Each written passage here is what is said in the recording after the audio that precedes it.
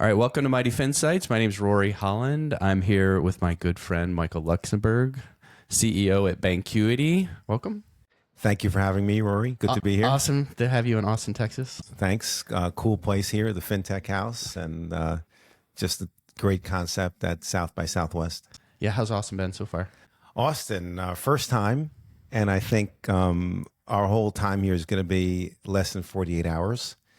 But I would say we're really taking in the best that Austin has, or what some people might say is the best. We spent some time by the lake, and we went to some jazz clubs, which was really nice, really interesting, and really special.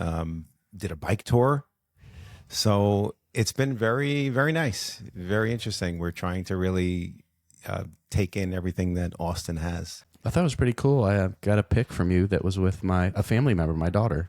Of course. Well, as soon as you told me, Rory, that your daughter is at this health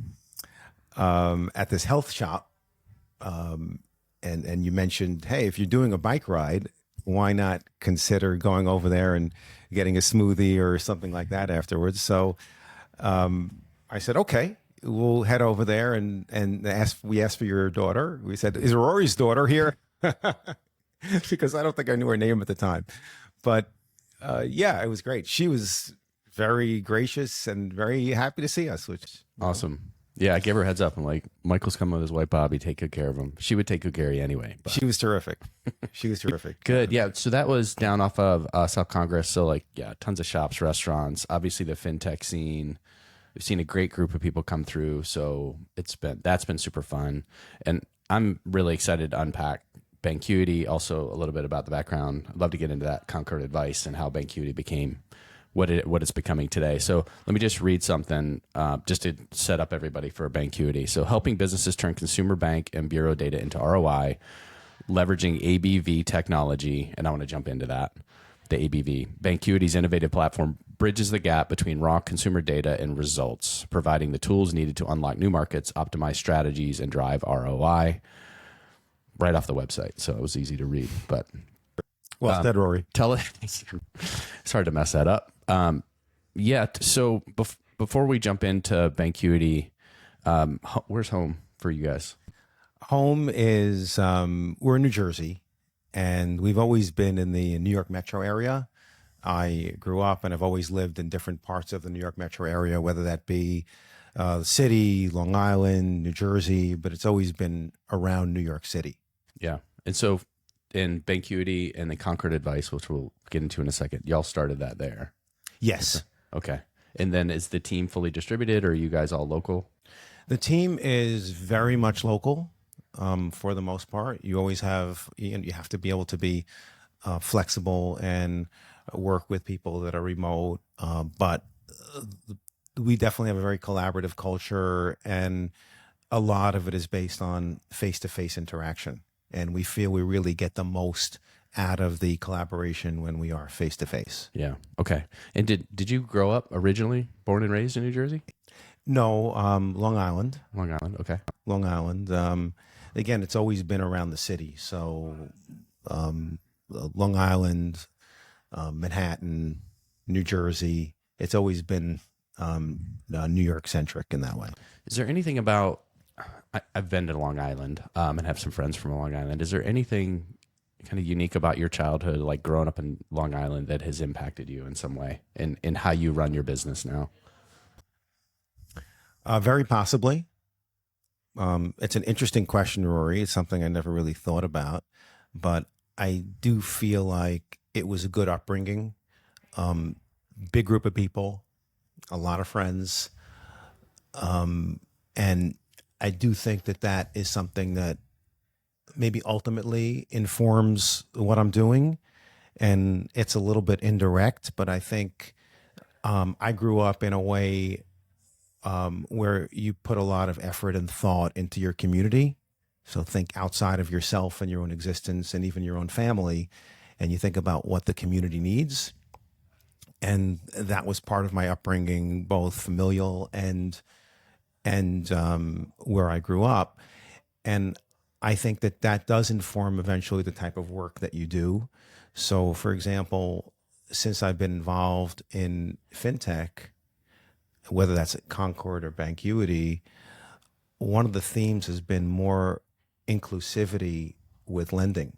So people that were not able to get loans because of their financial history and the more typical metrics that lenders would use to assess them, I've been focused on finding ways for them to get approved. So I do think that in an indirect way, having a community focus does inform my work. Yeah, I love that. Well, we're community creatures, really. You know, we're all born into community, whether that's just our family, but then how we operate inside society. And I've always kind of sensed that about you, that community is really important, both in your organization and then the inspiration, it sounds like, which I want to talk a little bit about with you to start Concord Advice. And so let's dive into that. So how did Bankuity, maybe give us the elevator pitch first, and then what inspired you to start Bankuity? Okay, so I think I'll give you a little bit of sense of my journey, and then we'll focus more on Bankuity, if that's okay. That's perfect. So, journey-wise, I had expected to go into clinical medicine. That's what I thought I was going to be doing, and somehow I ended up pivoting to the financial side of medicine. So I was working on Wall Street at Bear Stearns, and then went to Wharton for finance, and then Deloitte and Touche doing healthcare consulting, then Merck, then WebMD. So I was always in this medical and healthcare area, but focusing on intersection of finance, product, technology, and eventually the focal point became finance and technology more so than anything else. I built some really fun and cool applications, technology applications in finance and healthcare, even from the community side, matchmaking. So eventually led my way into fintech. And it was just kind of a progression, and started building technology to help lenders with their profitability. And as we started to do that more and more, and build up a team of people that had worked together in different places, big company experience, small company experience, startups. We have a guy that did a startup for a personal finance app. We have somebody that was at NASA. We just have a very diverse group, technology oriented, product oriented, finance oriented. And we started to get deeply involved in our customers' understanding of their profitability and what levers they pull in order to become more profitable. So we were a tech company, but focused a lot on lender profitability, got to know that really well. And in the process, Rory, saw that even for lenders that were super profitable, there were a lot of errors being made. And those errors were holding them back from hitting even the next level. So in statistics, you call them the type 1 and type 2 errors. Type 2 is when you think somebody's going to perform well and they don't. That's one type of error. And type 1 is you think somebody's not going to perform well and they end up performing well. So because of those errors, lenders were being held back a little bit from growing and being even more profitable than they already were. So we knew that there was a big opportunity to try to help solve this. We had gotten into open banking, which is the process of accessing transactions, banking transactions through the back end, through connections with the banks.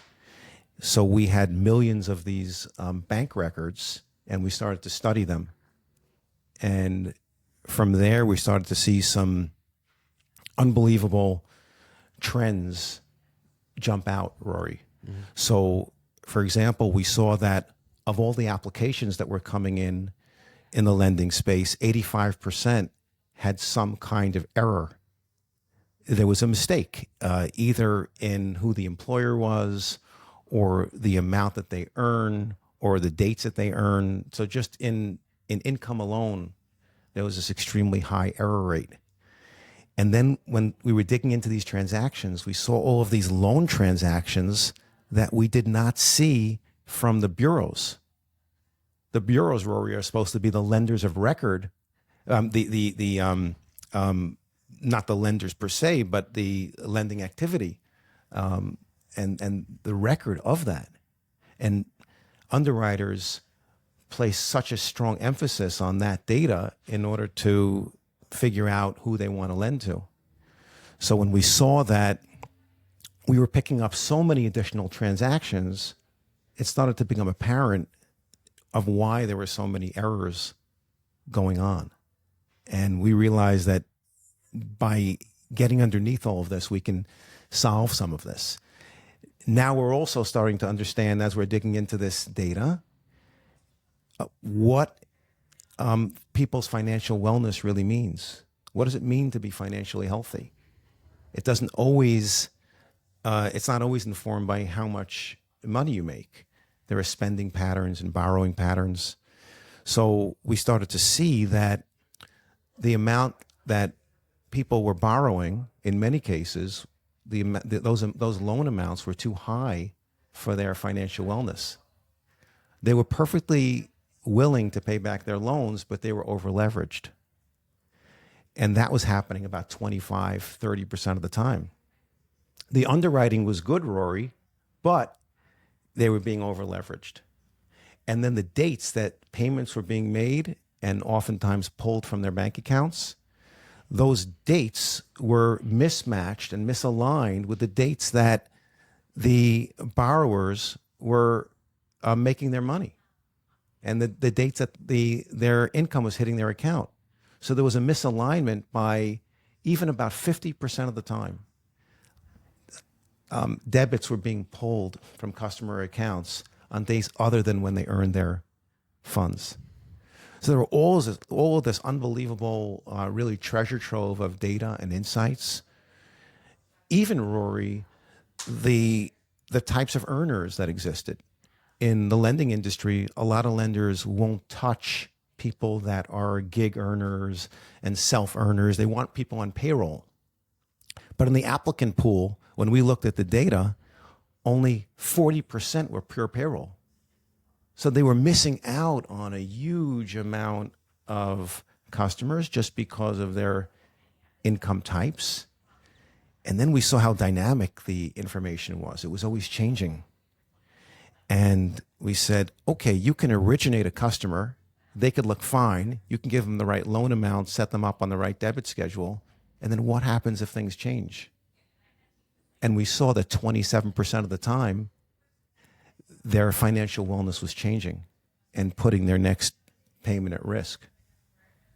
God, you threw some pretty amazing numbers when you think about the volume of transactions that are happening with consumers applying for loans, lenders evaluating those loans, lenders mismatching or making mistakes in underwriting. Like, that's magnitudes for the lending industry, not to mention the consumers they serve. So you mentioned type 1 and type 2 errors. I just want to ask a question, like what are the types of errors that you were seeing? And like, then what is the outcome of that for the lenders and then for the consumers they're trying to serve? Yeah, excellent question. So a classic error is, I think as an underwriter, somebody is going to perform well and they don't end up performing well. So a typical error might be somebody might pay their first installment on an installment loan, but by the time you get to their third or fourth installment, they're starting to fall off. And on a weighted basis, the lender could be profitable, but they're missing out on really another level of profitability because of all of these errors. Why do they fall off, Rory? The reason they're falling off is because there are a couple of reasons. One is they probably don't have enough data to begin with. Lenders are using bureau data and different third-party databases. The data's static, it's limited. And as I mentioned, there's a lot more data out there that could be informing the lender on the applicant's financial wellness. So one, they don't have enough data. The other thing that's happening is the data's changing and people's incomes are changing. And it's common, very common. So the applicant may have been fine when you underwrote them, and they may be fine for a couple of payments. But what happens when things change? And normally, Rory, the lender becomes disconnected from the financial wellness of the borrower once they're already a customer. But there's so much happening, and it's not all bad. In many cases, Rory, the borrower's financial wellness improves. And if it improves, it's a great opportunity to increase the line assignment, increase the funding out to the borrower. But that information is being missed. Mm. So that's like type 2. And the type 1 is their underwriting models are saying this person is going to fail. Therefore, they don't lend to them. And then there's a process where you can back test your customers with the bureaus and see who ended up performing that you thought wouldn't perform. So you're able to tell where you have errors and where you made a mistake in your underwriting and where you were too conservative. And you have a high percentage of people that are performing from the population that lenders are denying. Yeah, and are lenders doing this back testing on a regular basis? Yeah, those sophisticated ones are. Sophisticated ones. Yeah. Just curious, is there a percentage of lenders in the market that you say are sophisticated enough to do that versus the ones that don't have the capability or just don't know how or don't take the time? In any industry, Rory, you're going to have the top and the middle and the bottom. It's just the way it is. I'm sure it's like that in your industry. You have people that are, kind of your A's, your B's, and your C's. So typically you have your top 10% that are really highly sophisticated and using technology and applying a tremendous amount of analytics and data testing to really continue to refine how they run their business. It's not just underwriting, Rory. It's really every step of the way. It's underwriting's one stage of it, but how you manage that customer along the way as they have payments due, as you're trying to communicate with them. What if they miss a payment? What happens after they pay off? So there's all kinds of signals out there that can be called upon to pull different levers and to improve the way that the lender is working with the borrower, improve profitability, improve the retention of that borrower. So what was the I want to understand from your perspective. It seems like there's a lot of heart and inspiration behind what you're talking about, because you're trying to make a difference from what I'm hearing you say in the lives of lenders, in their businesses, and of course all the people they employ, so that they can serve more consumers. So like, what was your inspiration as you looked at this data and you decided to start Bankuity? Because you're a small mid-sized business, I think, if I'm accurate, with Concord Advice. Yeah, sure. Doing super niche-y, very important work. You made the decision to make an investment in this new business, Bankuity. What inspired you to make that investment? And then along the way here, because now we're in market with it, how did that originate for you? And then how have you kept that inspiration through getting to market and all the hard work that takes? As I mentioned, Rory, I think that inclusivity has always been a theme. And I think that's been a lifelong theme. And that really carried itself into every aspect, including the work that I've done and including the founding of Bankuity. So I think that was a big part of it. And also, I think that providing expertise in the marketplace and making a difference and be able to help companies or individuals reach new levels. The companies can reach new levels because as we spoke about with the error rates, there was just all this opportunity out there. It just needed to be solved. And that was motivation to try to solve this issue, to try to understand why are there all these errors, even for profitable companies, what's happening here. So that was a strong motivation to try to solve it. And I knew we could solve it. And I knew we were sitting on treasure troves of alternative data. But Rory, that data needed to be researched, well understood. It's not easy. It needed to be deciphered. And new technology was required. So the excitement of creating new technology was certainly part of the motivation for me. And then knowing that individuals, hardworking individuals who were not able to get approved for a loan because they didn't earn enough or because their income was not on payroll, there needed to be a solution. So in this case, it's a win-win because you can bring those people to the marketplace and have them safely onboarded. The lender could feel great about increasing their population to more people, and they're going to grow at the same time. Yeah. And how are you using AI and technology to make all this work? So once we started to research all of this alternative data through open banking, we realized that there is a lot of data in there that's difficult to decipher, especially for the eyeball. I'll give you an example. Let's say you look at somebody's bank statement and they have a credit, and that credit is from Amazon. So what's the most likely thing that happened? Why are they seeing a credit from Amazon? They probably returned something, and therefore they're seeing that credit. However, that's not the only reason why there would be a credit. Maybe they sell on Amazon, and Amazon was paying them for the item that they sold.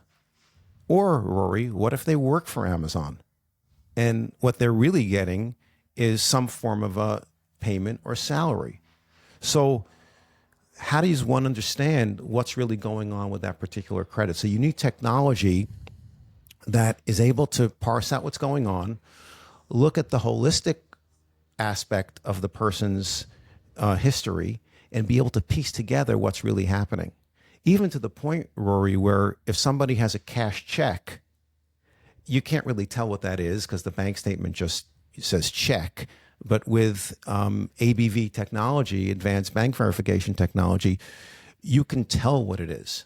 And that's all happening with a combination of AI, machine learning, and a significant process. So we've been, for a long period of time now, we've had a room full of people just hand labeling transactions to really understand what they are. So ones that are hard to understand, you have now a combination of technology and a manual approach to try to figure out what's happening. And then all that gets applied and incorporated into the technology to the point that you really become the experts in understanding how to decode it. And then once it's decoded, Rory, how to use it and how to make it available to lenders in the areas that make them more profitable. And what types of lenders are you guys working with? So really, our product is applicable for any lending vertical, whether you're a personal lender, business lender, you could be a credit card lender, an auto lender, buy now, pay later, rent to own, which is a form of lending in a different way, or even, Rory, landlord tenant. Because anytime you're extending credit to somebody, and by bringing somebody into your building, you're essentially extending credit to them. You now have this AI profitability companion that can help you understand the right person to extend credit to at the right time, the right amount, and the right type of payment schedule. And that can continue to help you throughout the entire life cycle, not just when you extend the credit, but even now the person is your customer. So did anything change? Now you're looking for signals that ABV technology could provide that tell you there may be a downturn and that the next payment may be at risk. That's important to know, because if the next payment's at risk, then you want to use your resources accordingly and try to communicate with the borrower or with the payer and try to understand what's going on. And ABV technology will provide you the reason codes as well. So this is all, no matter what vertical you're in, you're able to use this as a profitability companion, even after the person pays off, Rory. Now that they paid off, now what's going to happen? Now you want to know when they might be in the market for more funds. And if they're in the market for more funds, you want to time your communication with them precisely so you don't lose them to another lender. Yeah, it's powerful. What are some examples now that you're in market? Maybe give us a description of like any success stories or any like current setups or integrations you're going through and what the feedback's been. Yeah, so we have a bunch. It's been going very well. So we have actually two different lenders that are on the platform that are seeing a lot more speed and efficiency because of Bankuity, because they're able to run through their underwriting much faster. They are not relying on manual verification as much. They're able to automate it, but they're automating with new information.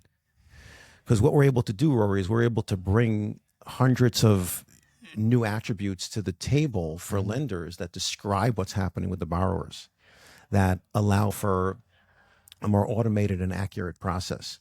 So we're certainly seeing speed. Yeah. The other thing we're seeing, Rory, is a reweighting of people's risk bands.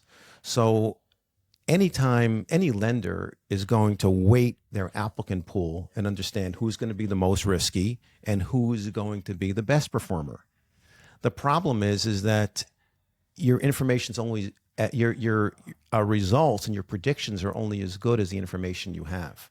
Now that we're bringing all of these new attributes to the table and pinpointing exactly how to use them, so lenders are able to reweight their segments. So the people that you thought weren't going to perform will find the people that will perform, and the people that you thought would not perform, the people that you thought would not perform, will find the people that will perform, and the people that you thought would perform, we're going to show you which people aren't going to perform.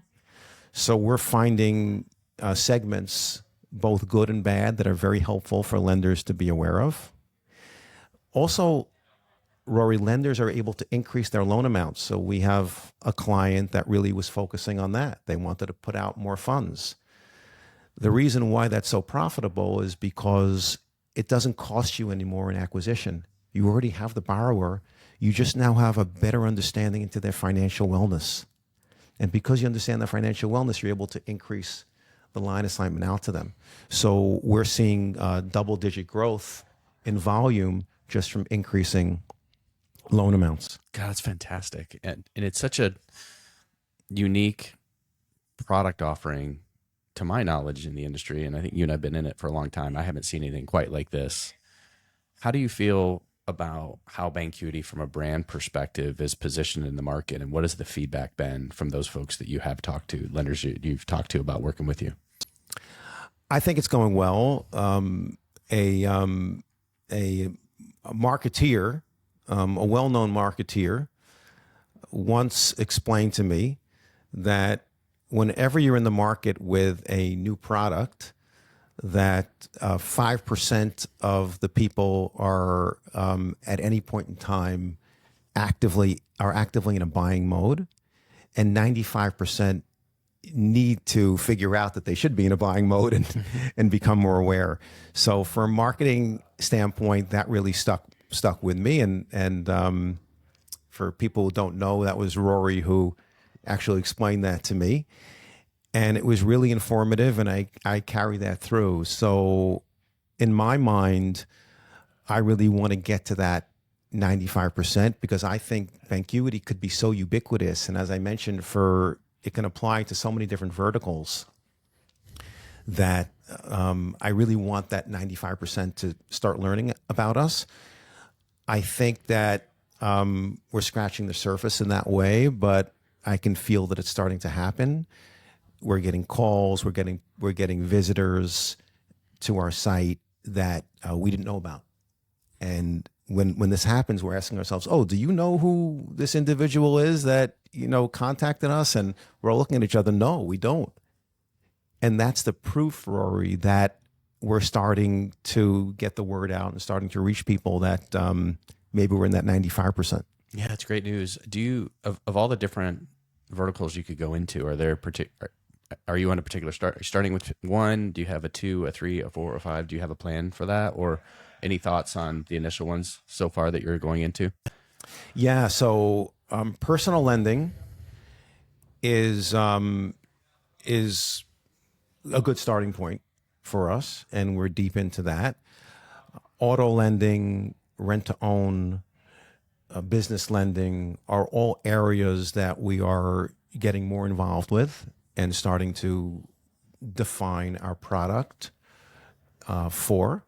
And I do believe, Rory, that our technology is already applicable for those verticals because the process of decoding all this information, making all of this available, creating attributes that are describing people's trending with borrowing, people's trending with spending, with how they earn their income, and describing that in a way that provides a picture into their financial wellness is something that are the already core competencies of Bankuity. We could bring that to any industry today, Rory.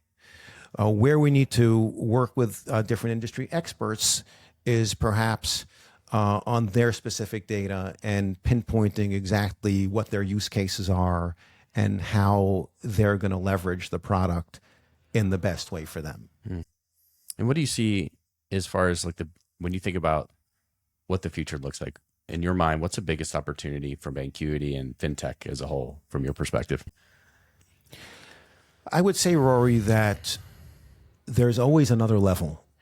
So now that we really have developed this expertise in open banking and being able to use that to really bring what we think is enormous value to lenders, now we're looking for the next level. Mm-hmm. What's the next treasure trove of data? What's the next opportunity? And how can we leverage technology to make these tools even better? So, for example, with Bankuity, we have something called the Red Zone. The Red Zone are the group of customers that you had rated high, but we show them as risky. In other words, you show them as safe to lend to and profitable to lend to, and with the new data, we're showing them as risky. So we're bringing new technology to the table that's going to be part of Bankuity called Make Your Own Red Zone. What Make Your Own Red Zone is going to do is as you bring on applicants and make them customers, it's going to learn what their patterns are, and it's going to create a specific red zone for your particular book of business.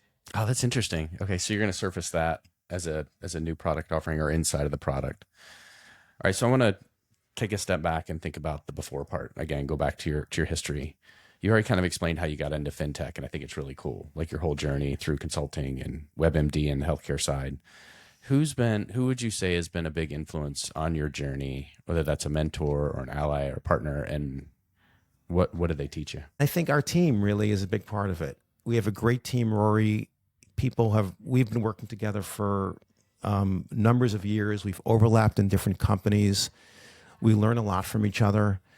And again, it's a diverse group and we all have a lot to contribute. And I think that helps a lot. And then I think, Rory, being out there with customers, speaking to prospects, understanding what they're looking for and what motivates them. We had a a lender say to us that they want to be more inclusive in their lending. So that's not something you hear every day. You hear a lender say, I want to grow, I want to be more profitable, but they want to be more inclusive. So because they had so many exclusions, they're excluding people that are on the lower end of the earners and not earning the right type of income. And we were able to bring Bankuity as a solution, and it's really built for that. So you learn a lot from your clients too. Oh, clients want to be more inclusive. That's interesting. Let's continue to go in that direction and up our game in terms of inclusivity. That ties back to community, right? Don't we want to, through our work, and this is what has been such a blessing in talking to folks like you and other people here and just in our industry, the heart behind the work that we do. Fintech and financial services can feel cold to people, disconnected, not transparent. And I love when you say those words like inclusivity, because it does, all boats rise, in my opinion. And I think if more people, and a lot of people are going to listen to this podcast and hear your story and your inspiration, your heart for trying to create inclusivity, all boats rise if we do this really well. And if more lenders start to talk about, I want to be more inclusive, like that's wonderful. That just helps everybody. And if Bankuity, from what you've described, powers that technology. So I want a follow-on question. Where do you see the fintech industry like in the next 3 to 5 years? Because you've got AI. Last year we talked a lot about embedded finance, and one of the folks here, Jason Hendricks, who I love and adore, of Alloy Labs, was talking about where a community bank is going to go. Where are they going to be in 10 years? Where we're headed. So I'm kind of curious, in your mind, what does the next 3 to 5 years look like for the fintech industry? Yeah, we have a lot of conversations about that, Rory, and we deploy AI quite a bit, but good old-fashioned manual processes are still a big part of what we do, even though we're a tech company. So I mentioned we have a team of people that all they do is they go through bank transactions and they decode them. So I think no matter how far things go with AI, you're still going to need the ingenuity of the individual, and you're still going to have the ability for great teams to come together and contribute. Yeah. One last question. This has been great, by the way. Thanks, Michael. For someone wanting to get into our industry, or they're stepping into it, whether that's a young professional, or you can even think about it as your younger self, what advice might you give them to help them thrive in the space? I think what's informed our team is we were always very data-driven, and that is something that has informed our success. Data and technology, but people come at it in different ways, Rory. There are people that come at it from a financial sense, and they bring a lot of capital to the table, and that's one way of doing this. You have people that are great product people, great marketing people, and they're creating really, really interesting ideas and products that could be compelling to the marketplace. And there are different ways of approaching it. So what I would say is, know what your strength is and know why you're going to be successful. What is it that helps you stand out? What are your attributes that are what informs and what's going to inform your success and what you bring to the market? The other thing is, I think, Rory, no matter what, you have to be in it to make a difference and not really exclusively for profitability. Because in that example I was giving you with the lender that wants to be more inclusive, why do they want to be more inclusive? Sure, they want to be profitable, but Rory, they're taking huge risks with their capital. And when they're taking those risks, they want to feel like they're helping people with their day-to-day needs and that their loans are making a difference. So anyone getting into this industry should have the reason why they're going to be successful and the desire to make a difference. Well said. Well, thank you, Michael, for joining us. Michael Bankuity. Find him online on LinkedIn. Definitely check out his website. They're doing some great work. Thanks so much for coming. Thanks so much, Rory. Thanks. I really appreciate you having me. Absolute pleasure. Thank you for listening to this episode. If you've enjoyed what you've heard, don't forget to hit subscribe. And if you'd like to learn more about Customer and the work we're doing building financial and fintech brands and businesses, please visit our website, customer.com. That's CSTMR.com. Or you can find us interacting with clients and sharing insights on LinkedIn. All of these links will be in the show notes.